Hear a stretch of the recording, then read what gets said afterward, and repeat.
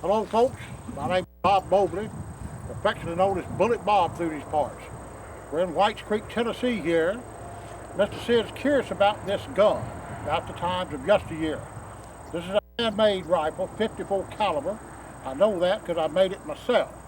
It's a very unique piece. It was ideal technology in its day. You know, little things you don't get anymore, a nice patch box, you know, Flintlock action. You know, it does a wonderful job. It's a labor of love. If you ever try this, just triple a half a dozen shots, you're hooked for life. There ain't no way out of it. You'll go and rock it to store-bought stuff. Now what we want to do, we want to load it up and fire it, okay? To do that, a powder horn, a vital piece of equipment. You kept your powder in the horn. The reason that is, it would keep it dry. If they'd have had plastic bottles back then, we'd be having powder bottles. But they had horns, that's all they had. It will measure the powder out. This is black powder. A whole lot different than the smokeless powder. It's got to be poured down the barrel, because we don't put traditional cartridges in this gun. We're going to take a piece of patching now, and we're going to kind of grease it up a little here. Makes it kind of go down real good and come back just as good. We're going to get us a bullet out of our bullet bag here. We're going to put the patch down over the edge of the barrel with the ball starting right at the top there. We're going to tamp it down just like that right there. I'm going to take a ball starter and get her just going just a little bit, and I'm going to cut this patch off. What that means is that ball is now wrapped in that greasy patch. We got to get her down to the bottom there, and we do that with a ramrod. All right?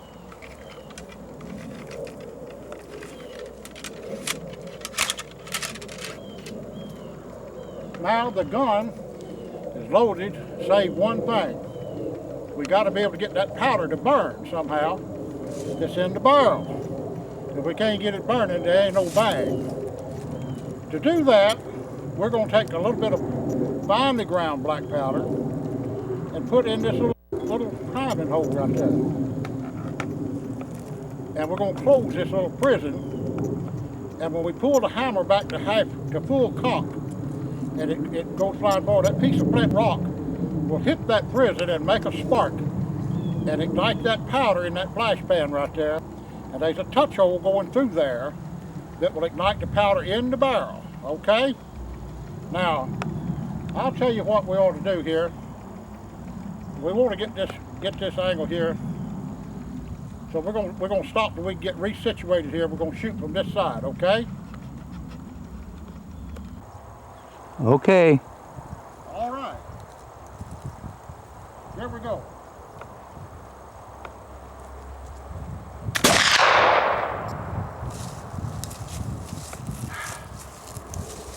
That's a mighty nice.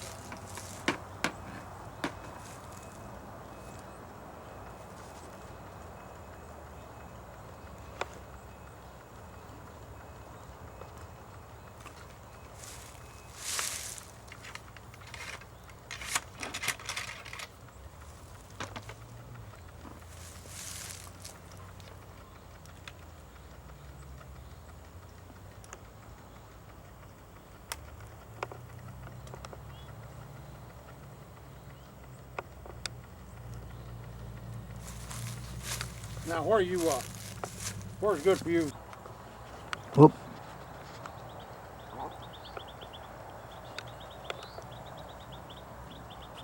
That first shot you seen there a while ago is a left side shot. You couldn't see everything's gonna happen. What you're gonna see this time is a lot of smoke coming through this action here. We have to notify the folks on that side to stand clear, because it's like a little miniature cannon blast going that way. Now, if it's your brother-in-law, you don't need to tell him nothing, okay? Just go ahead and shoot. But here's what's going to happen. We're going to make a spark, get the powder going. You notice it's real fast. All right? Now Now that's some serious shooting right there, folks, I guarantee you. Half a dozen shots with something like this change your whole outlook.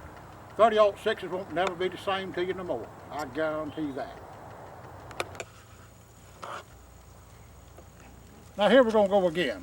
We already talked about the horn, the powder, and we want to get a nice shot of the powder going down the barrel. All right, the powder is in place. Reach over, get my patch, get me a little lube here, okay? Get that kind of slicked up pretty nice right there. All right, we're going to another bullet. The bullet is just a round lead ball. That's all it is. That seems to have done a good job for them folks back there. Of course, round lead balls were naturally a lot easier to manufacture, and they seem to be a lot truer. There are other projectiles you can get in these guns nowadays, but this is the way it happened in the 1700s, the 1800s. And you do want to make sure that ball is all the way down, sitting on top of the powder. You don't want no space between your ball and your powder. It can sort of make a bad day for you sometime, you know. Now this is the flash pan. Pull the hammer back to half cock. We use a very smally ground powder. Put it right in the flash pan. All right. And we close our frizzing. Of course, that keeps the flash powder in the pan, okay? And it covers everything up. Now, if you'll notice the shape of this hammer, it looks like the head of a cock, a game cock, a rooster. And that's what it looks like. That's how we got the term to cock the rifle. The rifle's cocked, or it ain't cocked, or it went off half cocked. Now, this is half cocked right here.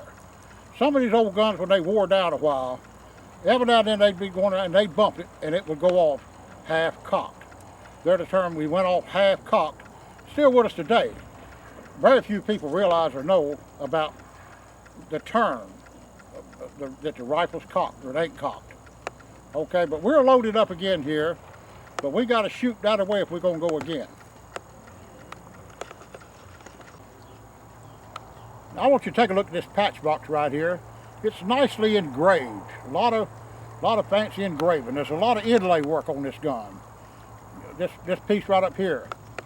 This hunter star, very popular item on these old guns. The trigger guard is rather fancily engraved there, okay? The side plate is somewhat engraved. All of the brass traditionally has a lot of nice engraving on it. Now these are the guns that survived. And these are the ones you can see in a museum. The ones they actually used were not this fancy, and they got used up. They got wore out. And the most we know about these guns are the ones that survived in the museum. A gun in that day and time would be worth a year's pay, a year's salary, and you took care of that gun. It was your livelihood. It was your defense. It's how you fed meat to your family.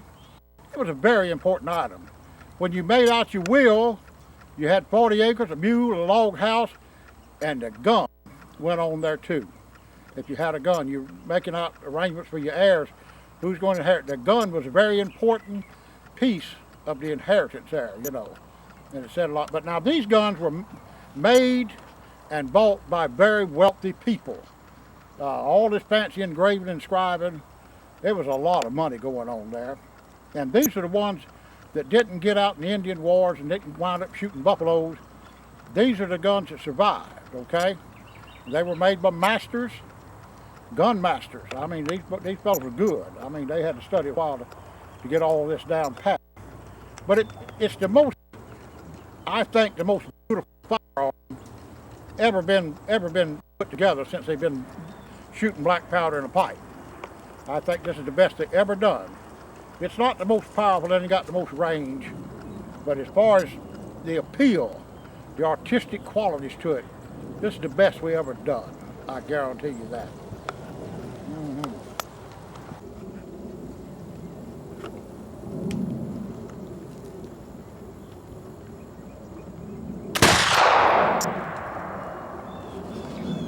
That's what it is. Yeah.